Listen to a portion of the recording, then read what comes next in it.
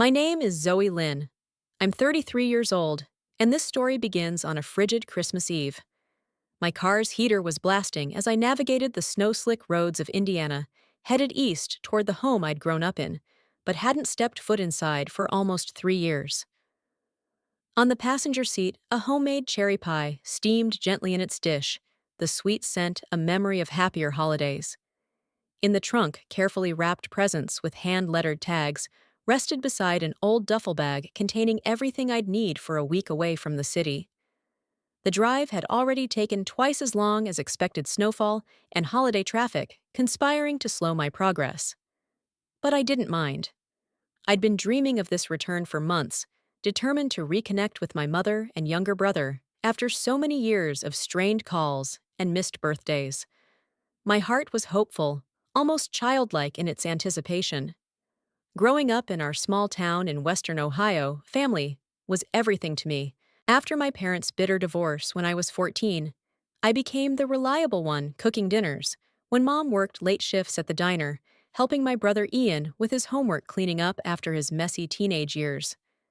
Back then, I believed that if I was useful enough, I'd always be wanted. Even as an adult, I clung to that belief, sending money whenever they asked, no matter how tight things got on my end. When I was 27, I'd finally broken out of that small-town orbit. I landed a marketing job in Chicago, my dream city, where I threw myself into the hustle of a new career. I still made the drive home for holidays back then, always arriving with gifts and groceries, always the one to mend whatever had cracked since my last visit. But over time, those visits became harder to arrange. Work was demanding. The city was busy. And if I'm honest, the calls from home always seemed to come with strings attached. This year, I promised myself things would be different. I turned down an invitation to a colleague's holiday retreat in Mexico, took vacation days I'd been hoarding, and spent weeks selecting the perfect gifts, a set of monogrammed towels in Mom's favorite color, a record player for Ian, who was always talking about building a vinyl collection. I even made a quilt from scraps of my grandmother's old dresses, stitching each piece with care, determined to remind them of the family history I'd worked so hard to preserve. I called Mom from a rest stop outside Toledo. "Hey, just checking in," I said, trying to sound casual. "I'm about 3 hours away. Roads are rough, but I'll be there in time for dinner." She paused. "That's nice, Zoe. We're having a little get-together, so don't rush. I'll leave a plate for you." My stomach tightened. "A get-together, who's coming?" I asked, trying to keep my tone light. "Oh, just some of Ian's friends, and a couple of my new coworkers. Drive safe." Her voice was bright, but distant, as if she were already distracted by the evening's festivities. I hung up feeling uneasy, but I told myself it didn't matter. This was my family. I was coming home. The town looked much the same as I drove in Main Street, lit up with white and green lights, the same wreaths on every lamppost. My childhood home sat at the end of a quiet cul-de-sac windows, glowing warmly in the darkness. I parked at the curb, took a deep breath, and checked my reflection in the rearview mirror. My hair was a little flat, my eyes tired from the long drive, but I smiled anyway. I wanted to look like someone worth welcoming home. I balanced the pie and the tote of gifts in my arms as I crunched through the snow toward the front door. Laughter and music spilled out from inside, a cheery contrast to the biting wind. I rang the doorbell and waited my breath, puffing white in the cold. The door swung open, and there was my mother, a glass of red wine in hand, her hair curled and her makeup perfect.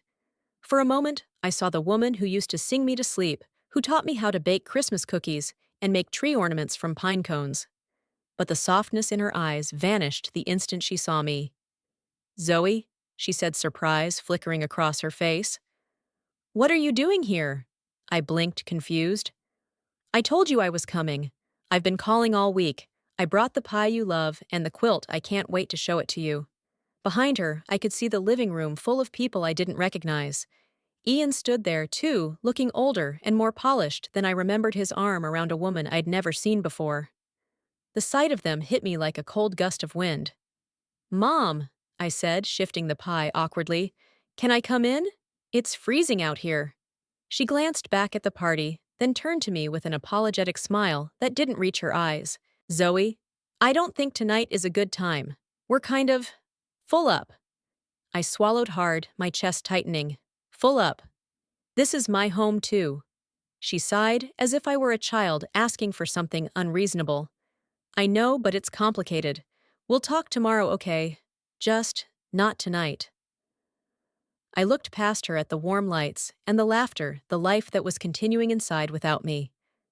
My arms ached from holding the gifts, but I couldn't bring myself to put them down. I drove all this way, I said, my voice cracking. Please! Before she could respond, Ian stepped forward, his brow furrowed. Hey, Zoe! You should have called first! I stared at him, stunned. I did call. I've been calling for weeks. He looked away, his arm tightening around the woman beside him. It's not a good night. A hush fell over the group inside, as if everyone was watching to see what I'd do. I could feel the weight of their stares, the way they whispered to each other behind cupped hands. My cheeks burned with humiliation. I'll just leave these here, I said, finally, setting the pie and gifts down carefully on the porch. I hope you like them. Mom's hand hovered on the doorframe, as if she couldn't decide whether to comfort me or just close the door. In the end, she said nothing. The door clicked shut, and I stood there alone on the icy porch, the laughter and music carrying on inside. In that moment, something inside me shifted. The girl who had always believed that love meant giving no matter the cost, she was gone. In her place stood a woman who realized that family is more than blood or obligation. It's respect. It's kindness. It's being wanted, not just needed. I turned back to my car, snow crunching under my boots. My arms felt suddenly light, unburdened by the weight of gifts that no one wanted. And as I drove away from the house I used to call home, I promised myself I would find somewhere else to belong. The snowstorm had picked up by the time I reached the edge of town. My wipers squeaked across the windshield, struggling to keep up with the relentless flurries. The glowing red vacancy sign of a roadside motel flickered through the swirling snow, a beacon for the lost and weary. I pulled in teeth, chattering my fingers numb, as I clutched the steering wheel. The motel clerk barely looked up when I stepped inside. He handed me a key with a bored expression and a half-hearted Merry Christmas, as if he were reciting a line in a play he'd grown tired of. Room 6 was small and stale, the smell of industrial cleaner seeping from every surface. I dropped my duffel on the bed and sank into the creaking mattress, letting the weight of the evening finally settle around me. In the silence, my phone buzzed with a message. It was Ian.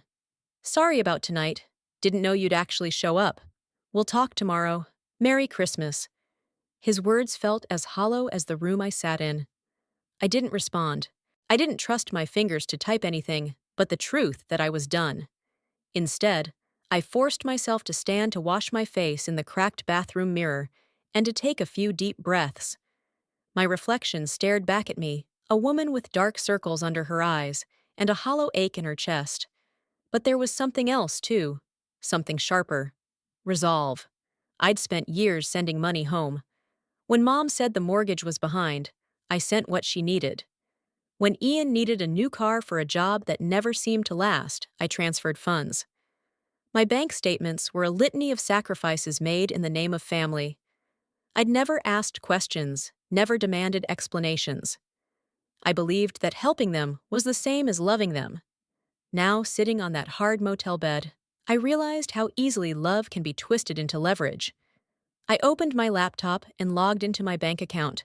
My heart raced as I scrolled through the transactions, each monthly payment, each emergency wire transfer, each Christmas bonus redirected to them. Thousands upon thousands of dollars. My entire life savings trickling away with every I need you, and it's just this one time. A new notification pinged. An email from my mother. Zoe, this is not the time to be dramatic. We'll sort it out in the morning. Don't do anything rash. I wanted to scream. Rash. The only rash thing I'd done was believe her. I took screenshots of every transaction, every transfer, every text and email requesting help. My fingers moved mechanically, but my mind was clear. For the first time, I saw the pattern. How they reached out only when they needed something. How the moments of warmth had become bribes to keep me tethered. Another email popped up. This one from Ian. Mom's freaking out. She says you're overreacting. Let's not ruin Christmas over a misunderstanding. A misunderstanding. That's what they'd call it. But I wasn't misunderstanding anything. I was finally seeing the truth. I leaned back in the chair, the cheap fabric itching against my neck. Outside, the wind howled like a chorus of ghosts. Inside, my thoughts raced. What had I really been paying for all these years? A place at the table, a seat in the family I thought I still belonged to. Or had it all been an illusion, a lie they'd woven so tightly I couldn't see the edges? I thought of the woman in the red dress at the party, the one with her hand possessively on Ian's arm. I thought of the laughter I'd heard through the door as they turned me away. I realized I didn't know them anymore. Maybe I never had. A memory surfaced. I was 8 years old baking cookies with my mom. I'd accidentally burned the first batch, and I'd cried thinking I'd ruined Christmas. Mom had knelt beside me, her hand warm on my cheek. "Zoe, we can always make more. Mistakes happen. What matters is that we're together." Where had that woman gone? Or had she ever really existed at all? The question echoed in the silence. My chest felt tight, but I refused to let the tears come. Not yet. Instead, I picked up my phone and called the one person I knew I could trust, my best friend Liz. She answered on the second ring, her voice groggy with sleep. "Zoe." "What's wrong?" she asked, instantly alert. I swallowed hard. "I'm in town. They wouldn't let me in. They told me. They told me I had the wrong house." "Oh my God," Liz breathed. "Are you okay? Where are you?" "At a motel. I needed to hear a friendly voice." My voice cracked, but I forced it steady. "I think they've been using me, Liz. All these years. I think they only ever called when they needed something." She didn't hesitate. "Of course they did. I've always worried about how much you give, how little you get back. You don't deserve that." I closed my eyes, relief flooding through me. Liz had always seen me clearly, even when I couldn't see myself. "What are you going to do?" she asked softly. "I don't know," yet I admitted. "But I can't keep giving. Not like this. Not when it's clear they don't want me just what I can give them." There was a long pause on the line. Then she said, "That's not love, Zoe. That's exploitation. You deserve better." A shiver ran down my spine, but this time it wasn't from the cold. It was from the truth in her words. After we hung up, I lay in bed staring at the ceiling. I thought about the quilt I'd made, each patch stitched with memories of a home that maybe never really existed. I thought about the cherry pie cooling on the porch, probably already buried under a fresh layer of snow. Tomorrow, I decided I would not go back to that house. I would not knock on that door. If they wanted to find me, they'd have to come looking. But I wasn't holding my breath. I fell asleep to the howling wind, the images of my family's laughter still echoing in my mind. In the darkness, one thought pulsed in time with my heartbeat.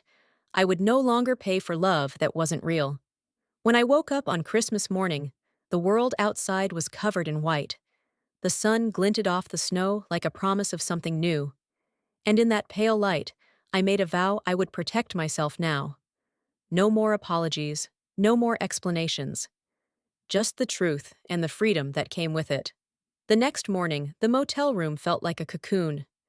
Pale winter light filtered through the curtains, illuminating the cracked walls and thin carpet. My phone buzzed on the nightstand, another message from Ian. "Mom says to stop being so dramatic. We'll talk later." I stared at the screen until the words blurred. Dramatic. As if the years of giving, of hoping, of showing up, even when they didn't want me, meant nothing. I shut the phone off and let the quiet settle around me. I didn't go back to my mother's house that day. Instead, I drove into town and found a diner that was open despite the holiday. A scattering of patrons sat hunched over coffee cups, each lost in their own thoughts. The waitress, a woman in her 60s with kind eyes, gave me a sympathetic smile as she poured my coffee. "Rough night?" she asked gently. I managed a small smile. "You could say that." She patted my hand. "Holidays aren't always what we expect, huh?" I nodded, grateful for her small kindness. As I stirred my coffee, I watched families gather around tables, laughter echoing through the small space.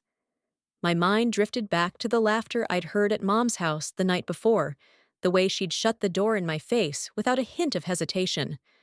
I pulled out my laptop again, scrolling through my bank records and emails.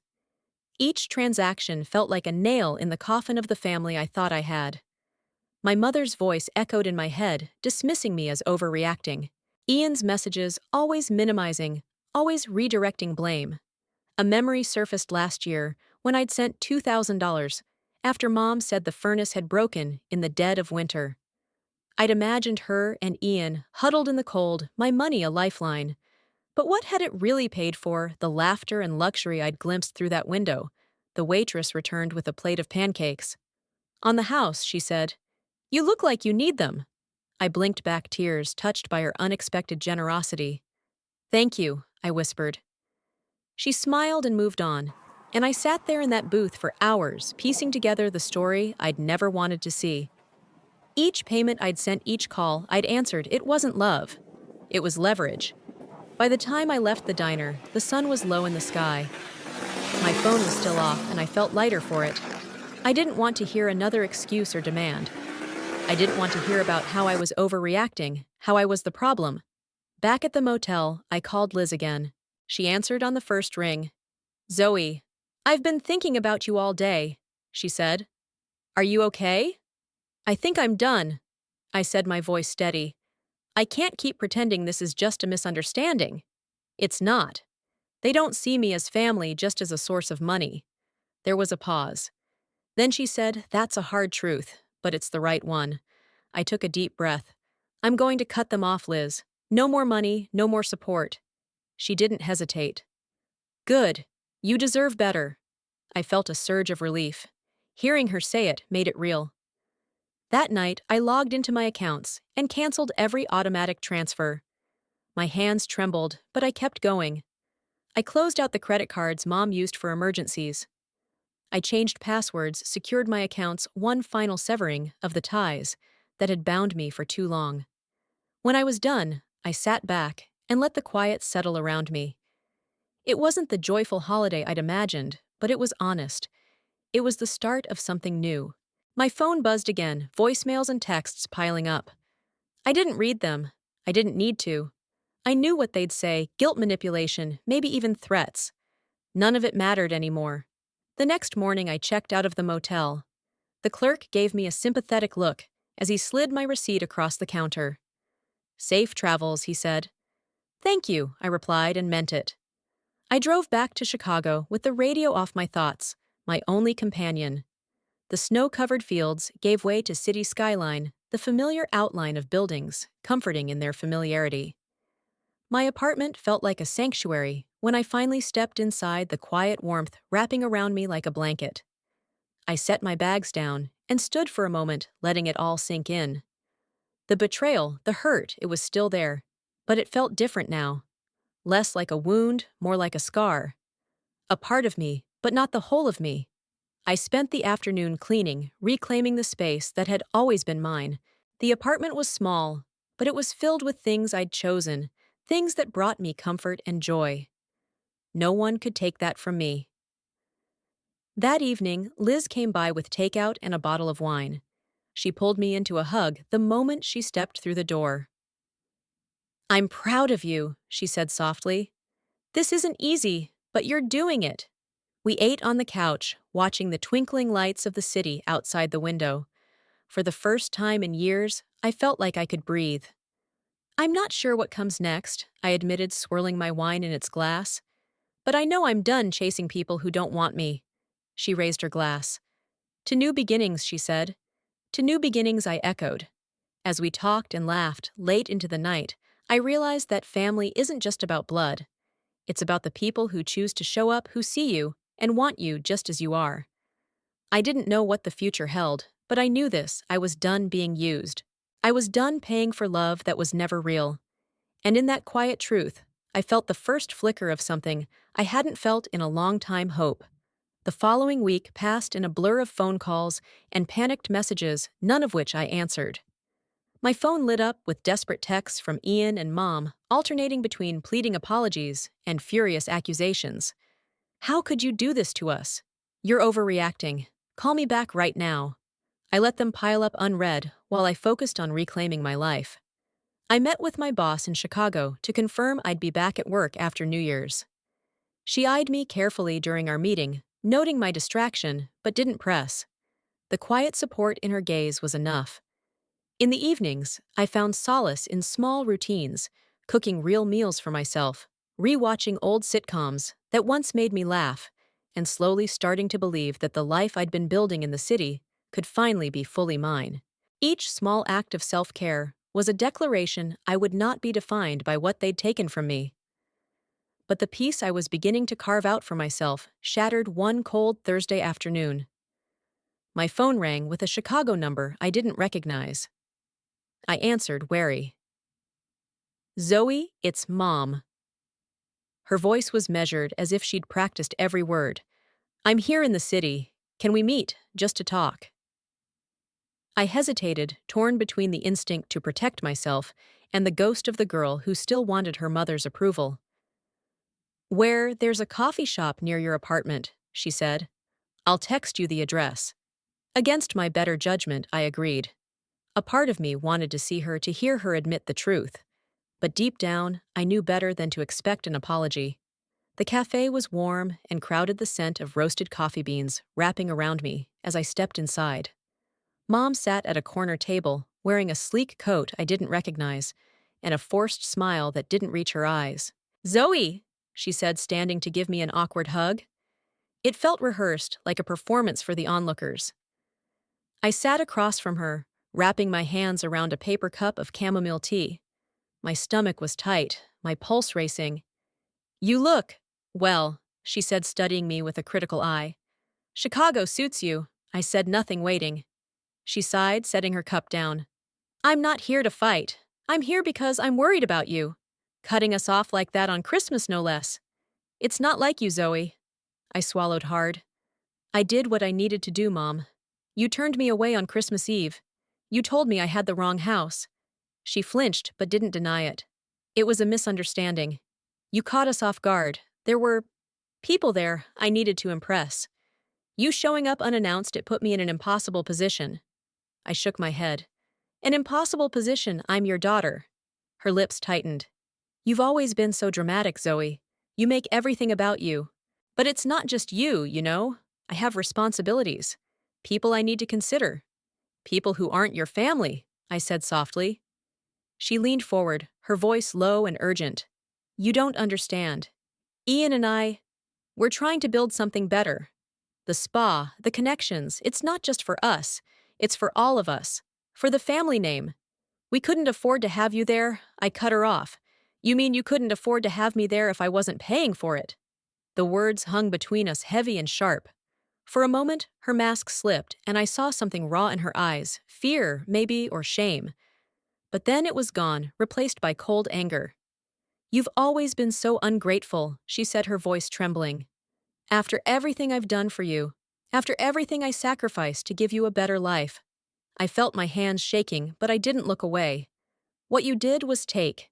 You took and took until there was nothing left. And when I finally asked for a place at the table just to be included, you shut the door in my face." She stared at me, silent, her mouth a thin line. "I'm done," I said quietly. "I'm done trying to prove that I'm worth loving. I'm done paying for a family that doesn't see me." Her eyes narrowed. "You think you're so above it all, don't you? You think you're better than us." "No," I said calmly. "I just know that I deserve better than this." She sat back, crossing her arms. "Ian's in trouble, Zoe. He has bills he can't cover because of this stunt you pulled. If you cared at all, don't," I said, cutting her off again. "Don't turn this into my responsibility. I've spent years cleaning up after him, after both of you. That ends now." The silence stretched between us. Finally, she looked away, her gaze fixed on the window. "I don't know who you've become," she said. I took a deep breath, feeling something inside me settle. "I've become someone who doesn't mistake obligation for love." I stood, leaving my half-finished tea on the table. "Goodbye, Mom," I said, and walked out of the cafe into the cold winter air. My legs felt shaky as I made my way home, but my mind was clear. The confrontation had been brutal, but it was necessary, a final severing of ties that had bound me for too long. Back in my apartment, I closed the door and leaned against it, breathing hard. My phone buzzed in my pocket, another message from Ian. I didn't read it, I'd heard enough. Instead, I called Liz. She answered with a worried, "Zoe, I'm okay." I said, my voice calm. "I just needed to hear someone who actually cares about me." "Always," she said softly. "Always." As I looked around my apartment at the plants I'd nurtured, the photos of friends on my bookshelf, the cozy blanket draped over my couch, I realized I'd already started building something better. A life where I was seen. A life where I was wanted not for what I could give, but for who I was. The next day, I woke up feeling lighter. My mother's final words echoed in my head, "I don't know who you've become," and I realized that was exactly the point. I'd become someone who could walk away. And that, I thought, with a small smile, was the most powerful Christmas gift I'd ever given myself. In the days after that final confrontation with Mom, I expected a kind of quiet to settle in. But it didn't. My phone became a battleground, vibrating with messages that veered from pleading to manipulative to outright threatening. Each time I stared at the words, feeling a fresh sting of betrayal before setting the device aside. I refused to let them rewrite the story. I focused instead on rebuilding my routines. At work, I took on new projects, diving deep into strategy presentations and creative campaigns that had once seemed out of reach.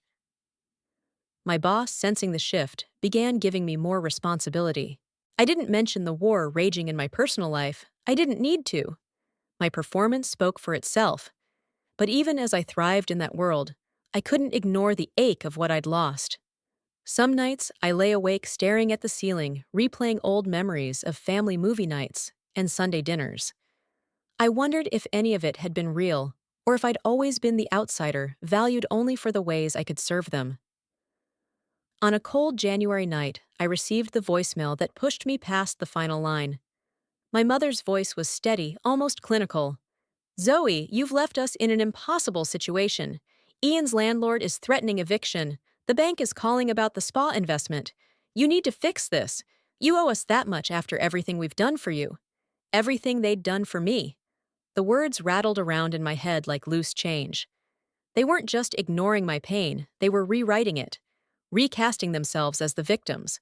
My mother's final line was the worst of all. "If you don't step up, I'll have no choice but to involve legal action for the financial promises you've broken." I listened to the message 3 times. Each time, a new wave of cold fury rose in me. Legal action against me. For what? Choosing to stop being their personal ATM. That night, I sat at my kitchen table, laptop open, documents spread out around me. Bank statements, credit card records, emails, all the receipts of every dollar I'd ever sent. My fingers flew across the keyboard, assembling a detailed record of what I'd given. Over $85,000 in 5 years' money that could have built my own dreams, not theirs. The next morning, I called my bank and explained the situation.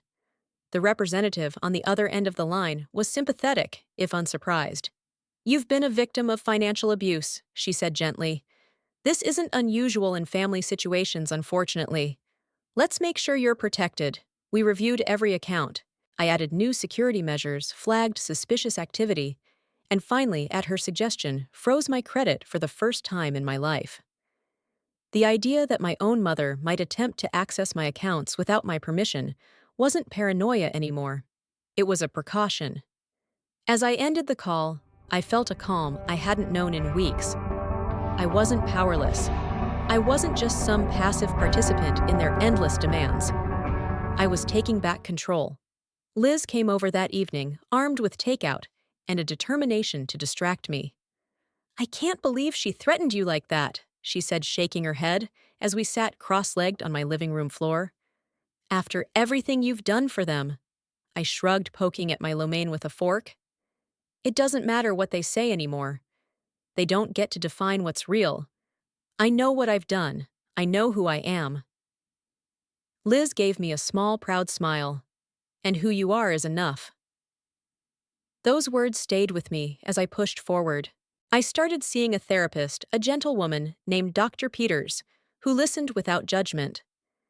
In her office, I learned to name what had happened, not just family drama, but manipulation and financial exploitation. It's grief, she told me softly in one session. You're grieving the family you thought you had, not the one that really exists. Grief. It was the perfect word for the hollow ache in my chest, the way memories felt like glass shards, beautiful but dangerous if I lingered on them too long. In therapy, I also started to see the places where I'd lost myself trying to keep their love. How I'd buried my own needs, my own dreams, beneath their constant demands. And how liberating it was, terrifying, but liberating to finally say no more. One bitter Saturday in February, I got another call from Ian. This time, I let it go to voicemail. Zoe, you're making a huge mistake. His voice crackled through the speaker. Mom's talking about selling the house. She says it's your fault because you pulled out. You're destroying everything. Just call me back so we can fix this. Fix this. As if I was the problem and not the years of silence, the constant taking, the refusal to ever see me as anything but a resource. I didn't call him back. Instead, I made a different call to my landlord to formally end the sublease I'd offered Ian on my Chicago garden unit. It was the last thread tying me to them financially, and I cut it clean. I'll handle the cleaning, I told the landlord. I just need the key back. He sounded relieved. I'm sorry, Zoe. Family can be complicated. Yeah, I said, letting out a breath. It's complicated, all right. As I hung up, I realized that, with that final step, I had no more financial ties to my mother or brother. No more reasons for them to reach out to pretend to care, to spin stories that always ended with me sending money. The weight of it was immense, but it was also freeing. I sat on the edge of my bed that night, phone silent on the nightstand. I thought about all the ways I'd been taught to believe that love was something you earned by giving everything you had, and how wrong that was. How real love didn't demand you empty your pockets or your soul to prove your worth. The city outside my window glowed with winter lights, cold but beautiful, and I realized that this quiet, this solitude, it wasn't loneliness. It was space. Space to rebuild, to find my own voice. I turned off the lamp and lay down, my mind clear for the first time in weeks. I knew there would still be pangs of guilt and sadness. I knew there would be nights when I missed the idea of family, even if the reality had never matched it. But I also knew this: I wasn't going back. Not this time. And in that knowledge, I found a fragile, flickering peace. By the time summer arrived, the city felt transformed like me. Sidewalks bustled with life, outdoor cafes overflowed with laughter, and warm breezes carried the scent of freshly brewed coffee and blooming flowers. Each morning, I woke to the sunlight streaming through my curtains and felt something unfamiliar, a calm certainty in who I was and who I wasn't. I'd stopped reading my mother and Ian's messages weeks ago. Their words no longer had the power to hook me, to make me doubt my worth. The last time Ian texted, "You'll regret this," I didn't even open it. I'd learned that sometimes silence was the only answer they deserved. Instead, I poured my energy into the small rituals that made me feel whole. I took weekend photography trips with Liz, capturing candid snapshots of real, messy, beautiful moments. No masks, no roles to play. I joined a local art class where strangers became friends as we swapped stories and learned from each other. I found a secondhand bookshelf at a flea market and filled it with novels I'd always meant to read. One quiet night in late June, I stood on my balcony looking out at the city lights flickering like distant stars. My phone sat on the table beside me, buzzing with yet another missed call from Mom. I let it ring until it fell silent. The girl I'd once been, the one who would have called back instantly, who would have apologized for not being enough, she was gone. In her place stood a woman who finally understood that love wasn't something to be bought or begged for. It was something given freely, and it was something I would no longer chase where it didn't exist. I thought about all the ways I'd spent years pouring myself into a family that only saw me as a lifeline. The house, the holidays, the endless "help me, Zoe." It had never been about me. It had been about their need, their comfort, their unwillingness to see me as anything but a bank account. And yet, in letting go of them, I found a surprising freedom. I wasn't weighed down by their demands. I wasn't twisted in knots trying to prove my worth. For the first time in years, my life was my own, and it felt like the first breath of fresh air after being underwater. On the 4th of July, I spent the evening with Liz and her friends at a rooftop barbecue watching fireworks crackle and shimmer over the river. As the bursts of color lit up the sky, I found myself laughing not out of obligation, but because the joy was real. No expectations, no hidden strings, just laughter, and the warmth of people who chose to be there. I realized then that family wasn't always the one you were born into. Sometimes it was the people you found along the way, the ones who saw you, who stood by you, not because of what you could give, but because of who you were. As the final firework faded, I closed my eyes and made a promise to myself to keep choosing me, to keep showing up for my own life, to never again trade my peace for someone else's comfort. If you're reading this, and you've ever felt like you were only as valuable as what you could give, hear me now. You are more than your sacrifices. You are worthy of love that doesn't come with a price tag. You deserve a seat at a table where you're seen and heard, no explanations required. So here's my question for you. Have you ever had to walk away to find yourself again? Share your story in the comments. I'd love to hear how you claimed your worth and stepped into your own light. And if you're ready to begin your own journey of healing and hope, hit that subscribe button and join this community of people who know that family isn't just blood, it's the ones who love you without asking for receipts. Because in the end, we're not defined by what we give. We're defined by the courage it takes to say enough.